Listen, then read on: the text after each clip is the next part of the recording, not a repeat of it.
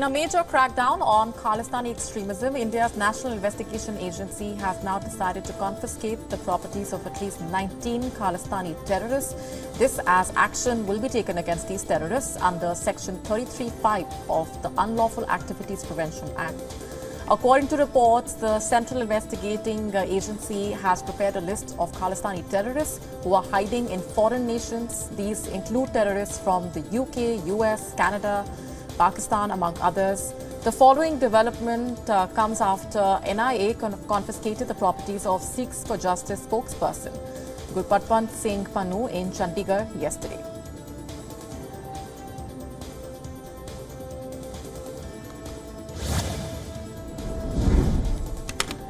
With the India-Canada diplomatic ties worsening by the day, prospective students as well as those Indians who are already in Canada to pursue education are bearing the brunt. The parents of Indian students are worried that the standoff can impact their children in Canada and expose them to a security risk.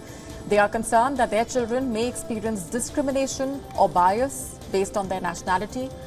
Meanwhile, India has issued travel warnings, stopped visa issuance to Canadians and downsized Canada's diplomatic presence in India.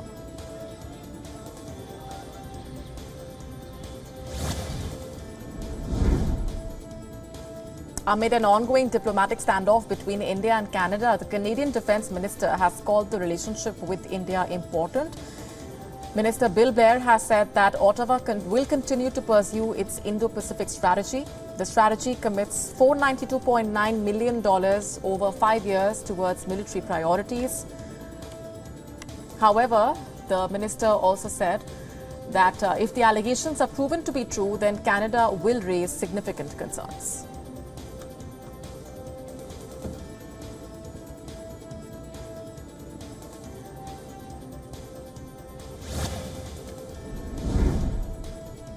In India, Defence Minister Rajnath Singh formally inducted the C-295 Airbus into the Indian Air Force. He also inaugurated a drone exhibition at an airbase in the northern city of Ghaziabad. The exhibition, Bharat Drone Shakti 2023, showcased more than 50 aerial demonstrations. It displayed multi-purpose drones for aerial surveys, logistics and counter-drone solutions. The exhibition saw the participation of both startups and corporate entities. The induction of the C-295 aircraft was done along with the Chief of the Indian Air Force. Produced in Spain, the C-295 is a replacement for the aging Avro 748 Indian fleet.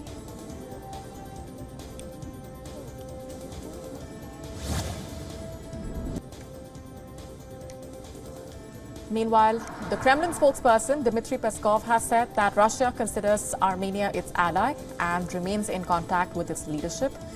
He said he rejects Yerevan's attempts to blame Moscow for the situation in Nagorno-Karabakh. Peskov added that Russia will work on ensuring that the rights of ethnic Armenians in Karabakh are respected. Last week, remember, Azerbaijan had restored its sovereignty over the breakaway region after a lightning offensive that forced the Karabakh Armenians to agree to disarm.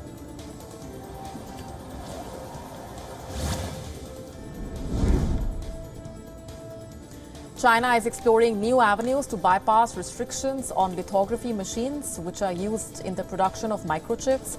Researchers are laying the foundation for the future of semiconductor fabrication using particle accelerators to create a novel laser source. The particle accelerator will transform into a high-quality light source for on-site chip manufacturing and scientific inquiry. The innovation will help China propel into a leadership role in the industrial production. And experts predict this unprecedented technology can overstep US sanctions, making China a new leader in semiconductor chip industry.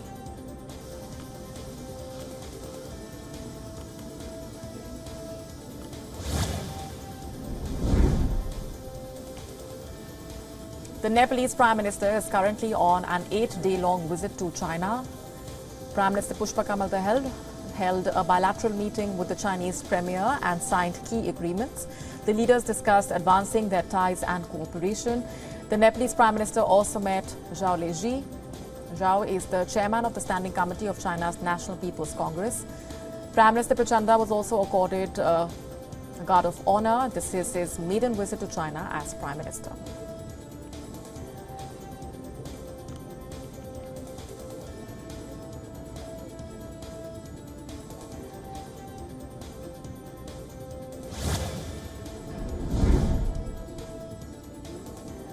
South Korea's Foreign Minister Park Jin met with delegates of Beijing, Tokyo and Seoul for a trilateral meeting.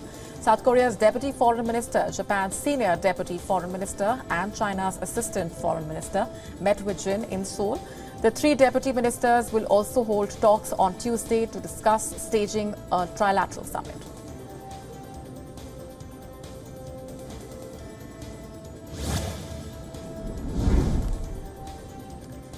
One of Italy's last mafia bosses, Matteo Messina Denaro, has died at the age of 61 after a battle with cancer. Denaro was arrested in January after 30 years on the run. In recent days, his condition has worsened, after which he was transferred to a hospital from a maximum security jail. Reports say he went into a coma on Friday and never regained consciousness. Mafia kingpin Messina Denaro was found guilty of numerous crimes. He was convicted for planning the 1992 murders of anti-mafia prosecutors. He was also held responsible for bombings in Rome, Florence and Milan in 1993.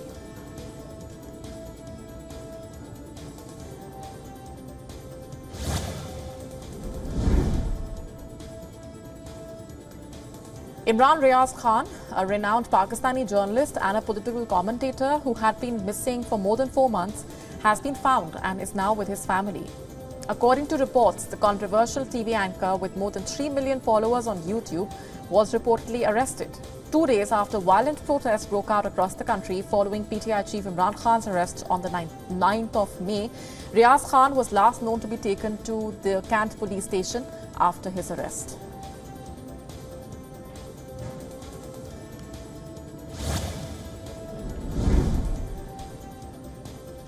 Serbia's President Alexander Vučić has condemned the killing of police officer in Kosovo. This comes after the standoff between gunmen and Kosovo authorities at a monastery ended on Sunday night. One officer and 3 of the armed attackers died in the shootouts. The president said the killing cannot be justified, but added that the clash was the result of brutal pressure on Kosovo Serbs by the Kosovo government.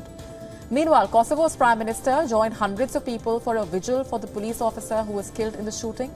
Kosovo's Prime Minister also blamed Serbia for supporting the attack.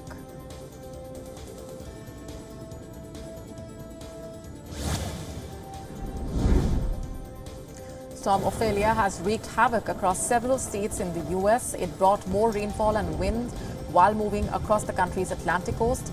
Now downgraded to a post-tropical storm, Ophelia threatened parts of the northeastern U.S. with coastal flooding and gusty winds. Ophelia made landfall near Emerald Isle, North Carolina on Saturday.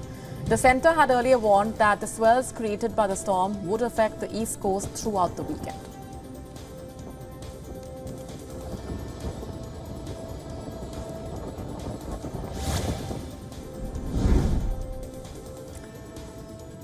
Shifting our focus to India, floods brought by torrential rains left a scene of destruction in the Indian city of Nagpur on Sunday. As roads turned into rivers, heavy rainfall forced the residents living in low-lying areas to evacuate. Residents in these areas of the city saw cars damaged and household items ruined by the floodwaters.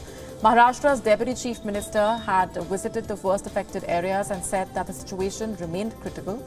He estimated the loss to around 10,000 houses and assured necessary financial assistance.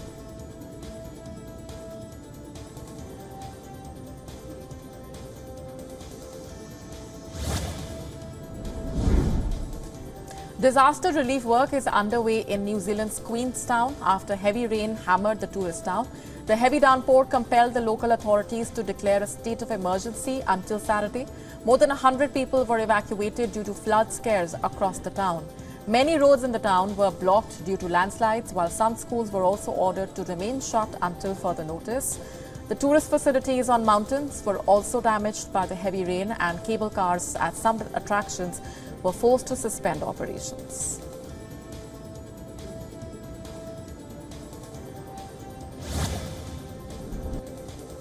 Slums in Brazil's Rio de Janeiro have to search for ways to cool off as a heat wave has baked Brazil. As the temperatures rose to 38 degrees Celsius, residents gathered in a swimming pool for some relief. As per the residents, the extreme weather is the result of the lack of climate monitoring in cramped dwellings. The Meteorology Office has issued a red alert in different regions of Brazil, including Rio de Janeiro. Experts have also warned against the danger of climbing temperatures. The mercury this week hit at least 5 degrees Celsius over the average temperature count.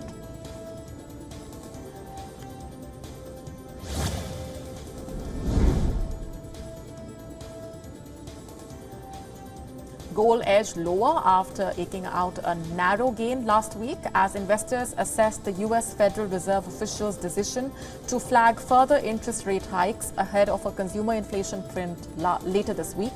Higher interest rates discourage purchases of non-interest paying bullion, which is priced in dollars.